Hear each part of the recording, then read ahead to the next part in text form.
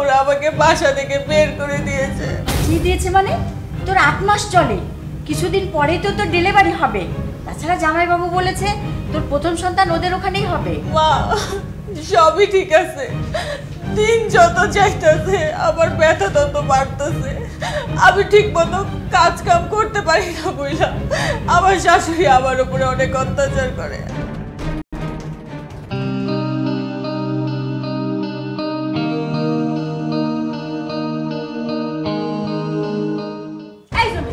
কাজ কাম ফালায় ঘুমাইতেছ? মা, আমি মাত্রই সব কাজ গুছিয়ে এসে যে শুলাম, একটু চোখটা লেগে আসছিল। শোনো, এই ছাইপাশ আমাকে শোনাবা না। তিনটা সন্তান জন্ম দিছি, তোমাদের মতো এরকম ভান ধরি নাই। মা, আমার আজকে পেটটা অনেক ব্যথা করছে হঠাৎ করে। আমি কাজগুলো করে এসেছি তো মা। সবই বুঝি, এসব ব্যথা ট্যাথা কিছু না, খালি কাজ ফাঁকি দাও ধান্দা। যাও কাজ করো গিয়ে, যাও। কি হলো?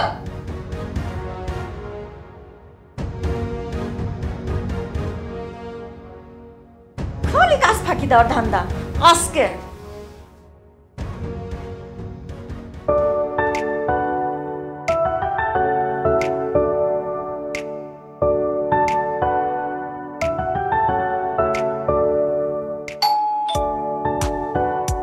মা, দেখো তো কে এসেছে। আচ্ছা, তোরা নিয়ে নে। যাও তো।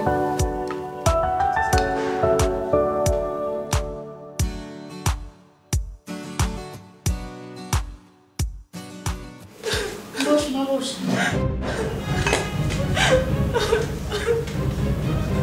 কাঁদতেছিস কেন? কি হয়েছে তোর? মা, ওরা আমাকে বাসা থেকে বের করে দিয়েছে। কি দিয়েছে মানে? তোর 8 মাস চলে, কিছুদিন পরেই তো তোর ডেলিভারি হবে। তাছাড়া জামাইবাবু বলেছে তোর প্রথম সন্তান ওদের ওখানেই হবে। মা, সবই ঠিক আছে, দিন যত যাইতেছে আমার ব্যথা তত বাড়তেছে। আমি ঠিক মতো কাজ কাম করতে পারি না বইলা আমার শাশুড়ি আমার উপরে অনেক অত্যাচার করে। আর আজকে আমার বাসা থেকে বার করে দিতে। মা, কি এত বড় সাহস আমার মেয়েকে বাড়ি থেকে বের করে দেওয়া? আমি ওদের উপরে নারী নির্যাতনের মামলা দিব, ওদেরকে আমি দেখে নিব, 14 শিকের ভাত খাইয়ে ছাড়বো। হ মা, ওদের অনেক সাহস, ওদের নামে তুমি মামলা করবা, নারী নির্যাতন মামলা। আর আমি আজকে গিয়ে তোমার নামে নারী নির্যাতন মামলা করব। মাসুম, মুখ সামলায় কথা বল। কার অত্যাচার করছি আমি? তুমি যে আমার বউয়ের উপর দিন রাত অত্যাচার করো, তখন তোমার খেয়াল থাকে না? অন্যের মেয়ের উপর অত্যাচার করলে নিজের মেয়ের উপর আসে। এখন কেমন লাগে তোমার? তোমার 8 মাসের অন্তঃসত্ত্বা মেয়েকে শ্বশুরবাড়ি থেকে বের করে দিয়েছে, সে কারণে তোমার এখন ভালো লাগতেছে না। তুমি তাদের নামে নারী নির্যাতন মামলা করবা। তোমার ছেলের বউ, সে তো 5 মাসের অন্তঃসত্ত্বা, কই তুমি তো তাকে ছাড় দাও নাই। সেজন্য তোমার মেয়ের শাশুড়িও তোমার মেয়েকে ছাড় দেয়নি। মা, মানে কি? তুই সব কি কইতেছস? হ মা, এখন তো তুমি কিছুই বুঝবা না। তোমার কাছে তোমার মেয়ে অনেক দামি, আর অন্যের মেয়ের কোনো দাম নাই। হ মা, ভাইয়া ঠিক কথাই বলেছে। তুমি দিনের পর দিন ভাবির উপরে যেই রকমের অত্যাচার করছো, ভাবি তো সেটা সহ্য করতে পারছে না। তাই ভাইয়া আমাকে ফোন দিয়ে সব কিছু বলেছে। আমি আর ভাইয়া মিলে প্ল্যান করি তোমাকে একটা শিক্ষা দেওয়ার জন্য। দেখলে মা, নিজের মেয়ের উপর কেউ অত্যাচার করলে খুব প্রতিবাদী হয়ে ওঠো। ভাবিও তো কারো মেয়ে, ভাবির মা কি এরকম প্রতিবাদী হবে না? আচ্ছা মা, আমিও তো 8 মাসের অন্তঃসত্ত্বা। তোমার মেয়েকে যখন আজকে বাসা থেকে বের করে দিয়েছে তোমার খুব খারাপ লাগছে। আর ভাবিও তো 5 মাসের অন্তঃসত্ত্বা। তুমিও তো ভাবির উপর অনেক অত্যাচার করো। তোমার উপর কোনো ঠিক ঠিকানা আছে যে ভাবি 8 মাসের যখন হবে তখন তুমি ভাবিকে বাসা থেকে বের করে দিবা না? মা, আমি তোমাকে এবার কি বুঝাতে চেয়েছি, তুমি কি সেটা বুঝতে পেরেছো? বৌমা, আমাকে তুমি ক্ষমা করে দিও বৌমা। আমার ছেলে আর আমার মেয়ে আমার চোখ খুলে দিয়েছে। আমি তোমাকে অনেক অত্যাচার করছি, কিছু মনে করো না বৌমা। ছি মা, আপনি এভাবে ক্ষমা চাইবেন না। আপনি যে আপনার ভুল বুঝতে পেরেছেন, আমি এতেই অনেক খুশি। আর মা, আপনি আপনার মেয়েকে যেভাবে দেখেন আমাকেও সেভাবেই দেখেন। আমিও তো আপনার আরেকটা মেয়ে, তাই না মা? মারে, এখন থেকে আমার একটা মেয়ে না, আমার 2টা মেয়ে। আমি এখন থেকে তোমার অনেক যত্ন নিব মা, অনেক যত্ন নেব।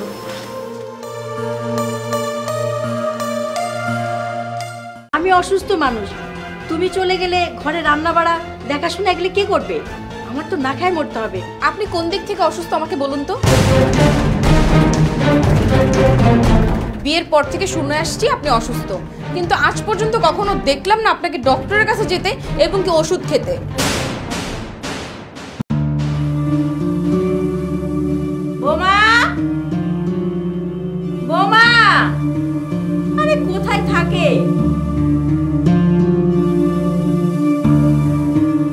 জি মা বলুন। জি মা বলুন। আরে সন্ধ্যা তো হয়ে এলো, ছাদের কাপড় নামানো হয়েছে? না মা, আমি যাচ্ছি। যাও, ল্যাম্প পোস্টের মতো দাঁড়ায় আছে, যাও।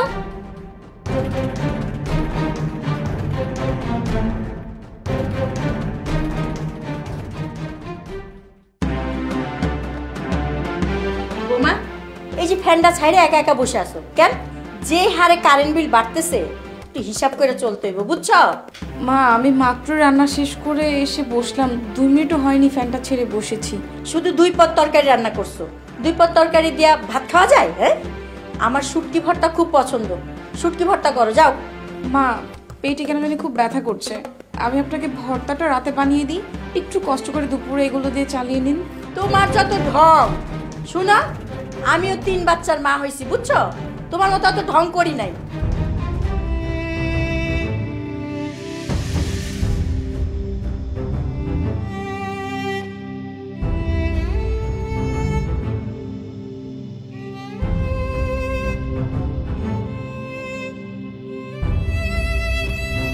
কি হয়েছে ঈশা, তুমি কান্না করতেছো কেন? আচ্ছা ভাবি, তুমি যখন প্রেগনেন্ট ছিলা তখন মা তোমাকে দিনে কয়বার রান্না করতে দিত, আর এক এক বেলায় কত রকমের খাবার রান্না করতে দিত? আমাকে তো রান্নাঘরে তেমন যেতেই দেয়নি, শুধু ঘরে টুকটাক কাজ করেছি, বাকি সব কাজ আমার শাশুড়ি, তোমার মা করতো। তাহলে সব শাশুড়িরা আমার মায়ের মতো কেন হয় না ভাবি? আমার কেন প্রতিবেলা এত রকমের রান্না করতে হয়? আমারই বা কেন কপালটা এত খারাপ? আমাকে না বোঝে আমার স্বামী, না বোঝে আমার শাশুড়ি, আমি কার কাছে বলবো এসব ভাবি?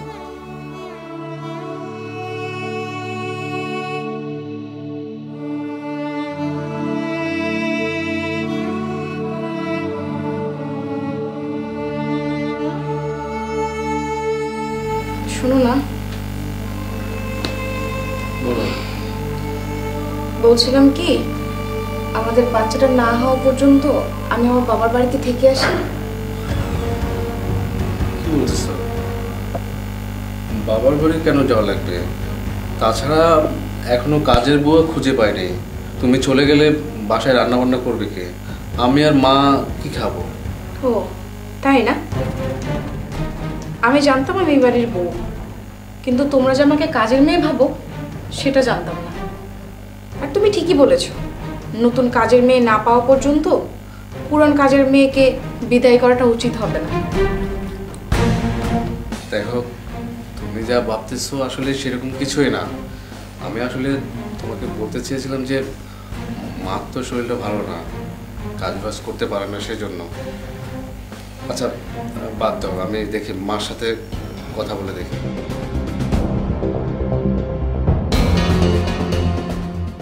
ভাইয়া চলো।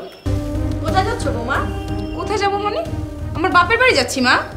বাপের বাড়ি যাচ্ছ মানে? আর তুমি না থাকলে আমার সংসার দেখবে কে? আমি অসুস্থ মানুষ, তুমি চলে গেলে ঘরে রান্না বাড়া দেখাশোনা এগুলো কে করবে? আমার তো না খায় মরতে হবে। আপনি কোন দিক থেকে অসুস্থ আমাকে বলুন তো?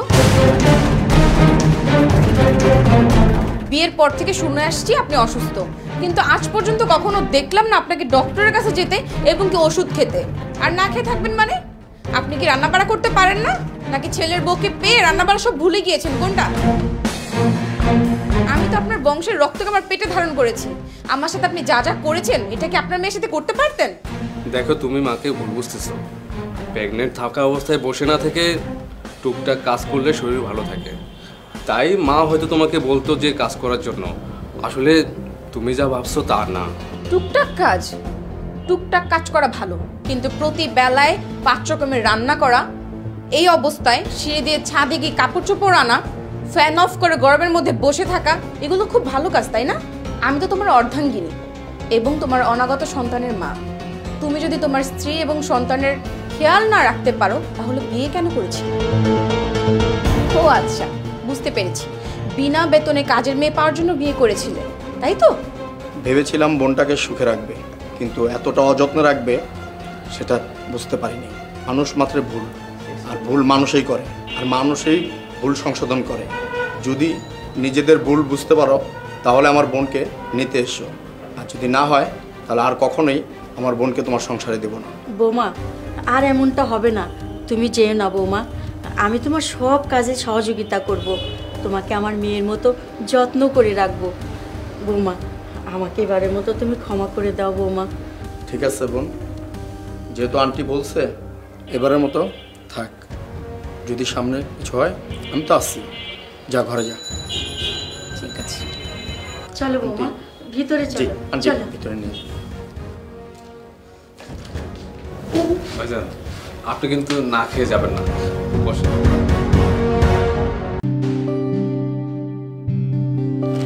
মা, বলছিলাম কি আমার সাথে একটু রান্নাঘরে আসবেন? আমি মাইক্রোওভেনটা চালাতে পারি না, একটু শিখিয়ে দিবেন। কি বললা? তুমি মাইক্রোওভেন চালাতে জানো না? আসলে হয়েছে কি মা, আমাদের বাড়িতে মাইক্রোওভেন ছিল না তো, তাই আমি চালাতে পারি না। আর নিজে থেকে উল্টাপাল্টা কোনো কিছু করে যদি নষ্ট করে ফেলি, তাই আপনাকে বলছি একটু শিখিয়ে দিবেন। কুলসুম, আয় কুলসুম, বৌমাকে মাইক্রোওভেনটা চালানো শিখিয়ে দে তো। শুনো বৌমা, এখনকার কাজের মেয়েরাও না মাইক্রোওভেন চালাতে জানে। ও, তোমার তো কোনো দোষ নেই, তুমি তো কোনোদিন মাইক্রোওভেন চোখেই দেখোনি, দেখবা কিভাবে? তোমাদের তো দুবেলা দুমুঠো ভাত খেতেই কষ্ট হয়ে যেত। হ্যাঁ মা, আপনি ঠিকই বলেছেন, আমি কখনোই মাইক্রোওভেন চোখে দেখিনি, এমনকি মানুষের মধ্যে ভেদাভেদ করতেও না। 7 দিনও হয়নি এই বাড়িতে বউ হয়ে এসেছি, কিন্তু প্রত্যেকটা কথায় কথায় আপনি আমাকে অপমান করেন, এটা আমি আগে দেখিনি। আমার বাবার বাড়িতে দুবেলা কষ্ট করে খেয়ে থাকতাম, কিন্তু আপনার বাড়ির এই দামি দামি খাবারের থেকে ওটা 1000 গুণে ভালো ছিল মা। আমাদের বাড়িতে অভাব ছিল, কিন্তু একে অপরের প্রতি অনেক সম্মান, অনেক ভালোবাসা ছিল, যেটা আপনাদের এই বাড়িতে নেই। এছাড়া ইলেকট্রিক মেশিনের কথা বলছেন, ইলেকট্রিক মেশিন সম্পর্কে না জানলেও কিন্তু আমরা মানুষ, আর মানুষকে কিভাবে ভালোবাসতে হয় সেটা আমি অনেক ভালো করে জানি মা। মা, ঈশা ঠিকই বলেছে মা। তুমি তো ঈশার অবস্থার সাথে আমাদের অবস্থার কথা তুলনা করতেছো, তাই না? তাহলে একটা কাজ করো, আমার শরীরের অবস্থা আর ঈশার শরীরের অবস্থা তুলনা করো। সেটা তো তুমি করবা না, কারণ আমি তোমার ছেলে আর ঈশা তোমার ছেলের বউ। হাসিব, তুই সব কি বলছিস? তোর সাথে এশার তুলনা করবো মানে? এশা কি তোর সম্পর্কে জেনে শুনে বিয়ে করেনি? মা, ঈশা যেমন আমার সম্পর্কে জেনে আমাকে বিয়ে করেছে, তেমনি তুমিও ঈশার সম্পর্কে জেনেই আমাকে বিয়ে দিয়েছো। বাড়িতে আসার পর থেকে তুমি ঈশাকে বারবার বোঝাতে চাচ্ছ যে টাকা পয়সার দিক থেকে আমরা অনেক বড়। কাজটা তো মোটেও ঠিক না মা। 2 দিন হলো না বিয়ে করেছিস, এর মধ্যে তোর কাছে মার থেকে বউ বড় হয়ে গেল? এই তো মা, উচিত কথা বললে তোমাদের মতো মায়েরা ছেলেদের এইসব বলে ব্ল্যাকমেল করে। বিয়ের পরে ছেলেরা বউয়ের কথায় উঠে বসে, মায়ের থেকে বউকে আপন ভাবে, এইসব বলো সবসময়। মা, বিষয়টা আপন পরের না, তুমি আমার মা, তোমার চাইতে আপন কেউ হতে পারে না। আর মা, ঈশা আমার স্ত্রী, আর সব দায় দায়িত্ব আমার কাছে কেউ কারো থেকে কম না। আর সবচেয়ে বড় বিষয় হলো কি জানো? কৃতজ্ঞতা। কৃতজ্ঞতা? কিসের কৃতজ্ঞতা? তুমি সব ভুলে গেছো? আমি ঈশার কাছে কৃতজ্ঞ। আমাদের টাকা পয়সা, ব্যবসা বাণিজ্য, ধন দৌলত কি নেই বলো? সবকিছু থাকার পরেও কোনো মেয়ে আমাকে বিয়ে করতে রাজি হয়নি, পঙ্গু বলে। তখনই ঈশা আমাকে বিয়ে করার জন্য রাজি হয়।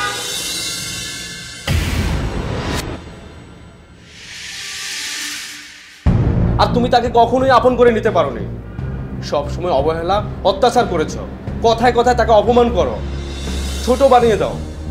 ঈশার বাবা মা ঈশাকে রূপ দেখে নয়, মানুষের ভিতরটা দেখেই ভালোবাসতে শিখিয়েছে।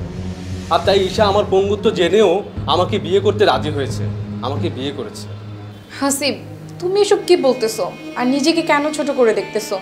অ্যাক্সিডেন্ট তো যে কারোর সাথেই হতে পারে, তাই না? আর আমি তোমাকে তোমাদের বাড়ি গাড়ি, টাকা পয়সা এসব দেখে বিয়ে করিনি। তোমার বাহিরের রূপে সামান্য সমস্যা থাকতে পারে, কিন্তু আমার তোমার সাথে কথা বলার পরে মনে হচ্ছে তুমি খুবই একজন ভালো মানুষ এবং তুমি মানুষকে সম্মান করতে জানো। আর সেজন্যই আমি তোমাকে বিয়ে করতে রাজি হয়েছিলাম এবং কি বিয়েও করেছি। ঈশা, আমাকে প্লিজ বলতে দাও, আমি তো ব্যাঠিক কিছু বলি নাই। হাসিব প্লিজ, তুমি এইভাবে মায়ের সাথে কথা বলতে পারো না। উনি আমাদের মা, উনি তোমাকে 10 মাস 10 দিন গর্ভে ধারণ করেছে। ওনার মনে কষ্ট দিয়ে আমরা কখনোই ভালো থাকতে পারবো না। আর মা আমাকে যত কথাই বলুক, যত অপমানই করুক, আমি এটাতে কিছু মনে করি না। মা আমাকে যেটাই বলুক, বকুক, আমি মনে করি আমার নিজের মা আমাকে বলছে এসব। আর হাসিব, কিছু হলেই যে তুমি এসব নিয়ে নিজেকে ছোট মনে করো, এটা আমার একদম ভালো লাগে না। আমি সবার সামনে তোমাকে ছোট না, মাথা উঁচু করে দেখতে চাই। দেখেছো মা, ঈশা আমাদের বাসায় আসার পর থেকে তুমি তাকে অপমান করেই যাচ্ছ, এবং কি তার বাবা মাকে তুমি ছাড় দাও রে। তারপরে তোমাকে আমাকে কতটা সম্মান করে যাচ্ছে, কতটা ভালোবেসে যাচ্ছে। আমি তোমার কাছে কখনো কিছু চাইনি, আজ একটা জিনিস চাইবো, ঈশাকে তুমি তোমার ছেলের বউ হিসেবে না দেখে তোমার মেয়ের মতো করে যদি দেখতে, তাহলে আমি অনেক খুশি হতাম। আমার এইটুকুই তোমার কাছে চাওয়া। তুই ঠিকই বলেছিস বাবা, হাজারটা চেষ্টা করেও যখন তোর জন্য মেয়ে পাচ্ছিলাম না, ঠিক তখনই এশা তোকে বিয়ে করতে রাজি হয়েছে। আমাদের বিপদে যে পাশে এসে দাঁড়ালো, তাকে কিনা আমি দিনের পর দিন কথায় কথায় অপমান করে গেছি। আমার অনেক ভুল হয়ে গেছে মা, আমাকে তুমি ক্ষমা করে দাও। আসলে আমি ভুলে গিয়েছিলাম আমি একজন মা, টাকার অহংকারে তোমার সাথে দিনের পর দিন ভুল করে গেছি। তুমি আমার কোনো কথা মনে রেখো না মা। না মা, আমার মনে আপনাদের জন্য ভালোবাসা আর শ্রদ্ধা ছাড়া কিছুই নেই, আর আমি কখনো কোনো কিছু আসতেও দেব না। আর আজ থেকে আমি আপনার ছেলের বউ না, আপনার মেয়ে হয়ে বাড়িতে থাকতে চাই।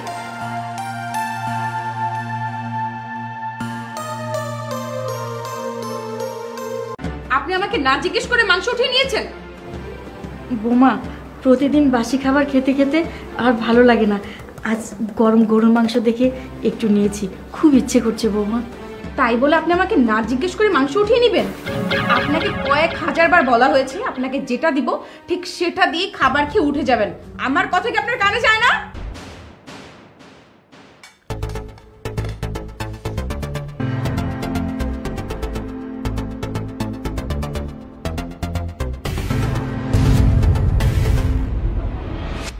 এ কি, আপনি আমাকে না জিজ্ঞেস করে মাংস উঠিয়ে নিয়েছেন? বোমা, প্রতিদিন বাসি খাবার খেতে খেতে আর ভালো লাগে না, আজ গরম গরুর মাংস দেখে একটু নিয়েছি, খুব ইচ্ছে করছে বৌমা। তাই বলে আপনি আমাকে না জিজ্ঞেস করে মাংস উঠিয়ে নেবেন? আপনাকে কয়েক হাজার বার বলা হয়েছে আপনাকে যেটা দিব ঠিক সেটা দিয়ে খাবার খেয়ে উঠে যাবেন। আমার কথা কি আপনার কানে যায় না? বৌমা, বাসি খাবার খেতে খেতে মুখে অরুচি ধরে গেছে, একটু গরুর মাংস খাই। তুমি এমন করো না বৌমা। নেওয়ার আগে আমাকে একটাবার জিজ্ঞেস কেন করলেন না আপনি? বৌমা, তুমি তো নিজেকে নিয়েই ব্যস্ত থাকো, আমি তো প্রতিদিন নিজের খাবার নিজেই নিয়ে খাই, তাই আজকেও নিজেই নিয়ে নিয়েছি। আপনি কি বলতে চাচ্ছেন? আমি আপনার দেখাশোনা করি না, আপনার যত্ন নেই না? বৌমা, তুমি তো আমার খেয়াল খুব ভালো করেই রাখো, প্রতিদিনের বাসি খাবারগুলো খেয়ে শেষ করেছি কিনা সেই খেয়ালটা তুমি খুব ভালো করে রাখো। আচ্ছা, আপনি যে মাংসটা নিলেন, এখন আপনার ছেলে কি দিয়ে ভাত খাবে শুনি? বৌমা, আমি একটু মাংস নেওয়াতে তোমাদের কম পড়ে যাবে? আমি না বুঝতে পারছি না আপনি কি বলতে চাচ্ছেন। আপনার জিভ এত বড় কেন বলুন তো? খাবার দেখলে জিভ কন্ট্রোল করতে পারেন না? বৌমা, তোমরা কি মাছ মাংস খাও না? খাই তো। তো কি হয়েছে শুনি? আপনি তো খেয়ে খেয়ে বুড়ো হয়েছেন, তাই না? এখন আর খেতে হবে না আপনার। বৌমা, তোমরা সব সময় ভালো ভালো খাবার খাবা, আর আমি পচা বাসি খাবার এগুলো খাবো? মুরব্বী মানুষ হয়ে মুখে মুখে তর্ক করছেন কেন? স্টুপিড কোথাকার! এসব তুমি কি বলছো? আপনি বুঝতে পারছেন না কি বলছি? আপনার এত বড় সাহস কি করে হলো আমাকে না জিজ্ঞেস করে মাংস নিয়েছেন? বৌমা, আমার ছেলের বাসার খাবার খেতে আমার সাহস লাগবে? কিসের ছেলের খাবার? কিসের ছেলের খাবার? আরে কি হচ্ছে ঈশা? মা, তুমি কাঁদতেছো কেন?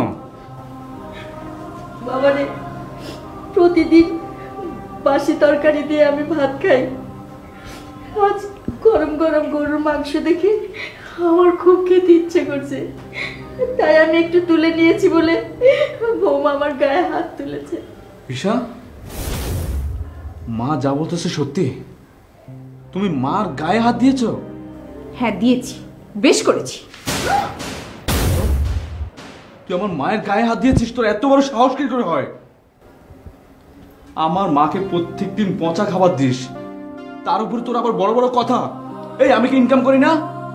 আচ্ছা, আমার মায়ের জায়গায় যদি তোমার মা হতো, তুমি কি পারতে তোমার মাকে পচা খাবার দিতে? তুমি কি পারতে তোমার মায়ের গায়ে হাত দিতে? আমি তোমার কাছ থেকে মোটো এটা আশা করি নাই। তুমি আজকে আমার বাসা থেকে চলে যাবা। তোমার সাথে আমি আর সংসার করবো না। তোমার মতো মেয়ে আমার বাসায় কোনো জায়গা নেই।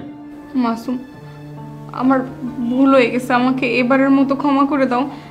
আমি আর মায়ের সাথে কখনো এমন কিছু করবো না, আমি কথা দিচ্ছি তোমাকে। হাত ছাড়ো আমার, তোমার কোনো ক্ষমা নেই ঈশা। আমি তোমাকে শেষবারের মতো বলতেছি, তুমি আমার বাসা থেকে বের হয়ে যাও, না হলে আমি পুলিশ ডেকে তোমাকে আমার বাসা থেকে গাড় ধাক্কা দিয়ে বের করে দিব। যাও বলছি,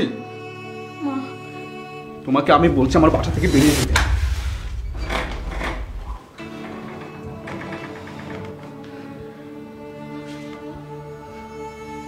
মা,